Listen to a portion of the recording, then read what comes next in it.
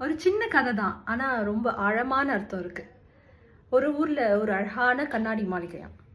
அந்த மாளிகையில மேல கண்ணாடி, கீழே கண்ணாடி, செவுரு கண்ணாடி, எல்லாமே சுத்தி கண்ணாடி. திடீர்னு ஒரு நாய் வந்து உள்ள நுழைஞ்சிடுது. நாய் நுழைஞ்ச உடனே அந்த நாய்க்கு ஃபுல்லா நெறைய நாய் தெரியுது. ஏன்னா ரிஃப்ளெக்ட் ஆயிட்டு இருக்கு. ஸோ அந்த நாய்க்கு ஒண்ணுமே புரியல. ஷாக் ஆயிடுச்சு. ஷாக் ஆகி அப்படியே நிக்குது. கொஞ்ச நேரம் அந்த நாயோட ரியாக்ஷன் வந்து ரொம்ப ஆக்ரோஷமா மாறி குலைக்க ஆரம்பிக்குது. குலைக்குது, குலைக்குது, குலைக்குது.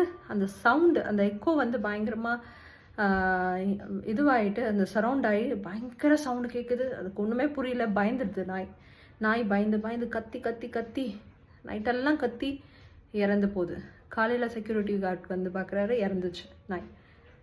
எப்படி இறந்தது? யாருமே இல்லையே. அவ்வளோதான். இதுலேருந்து நம்ம என்ன எடுத்துக்கணும்? இந்த உலகம் வந்து ஒரு அழகான கண்ணாடி மாளிகை.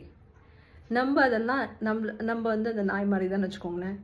ஓகே, அந்த அழகான கண்ணாடி நம்ம என்ன ரிஃப்ளெக்ட் பண்ணுவோம் அதுதான் நம்மளுக்கு வரும். நம்ம எண்ணம் போல் தான் வாழ்க்கை. அதுதான் வெரி சிம்பிள். ஸோ நம்ம எப்படி நினைக்கிறோமோ, நம்ம இன்னைக்கு தோற்றுருவோம்னு நினச்சா தோற்றுருவோம், ஜெயிச்சிருவோம்னு நினச்சா ஜெயிச்சிருவோம், முடியான்னு நினச்சா முடியும், முடியாதுன்னு நினச்சா முடியாது, இருக்குன்னு நினச்சா இருக்குது, இல்லைன்னு நினச்சா இல்லை. சிம்பிள். உள்ளே என்ன நினைக்கிறோமோ அதுதான் reflection. At the same time இன்னொருத்தர்கிட்ட நம்ம எப்படி நடந்துக்குமோ அதுதான் நம்மளுக்கு ரிட்டர்ன் வரும். கரெக்டாக?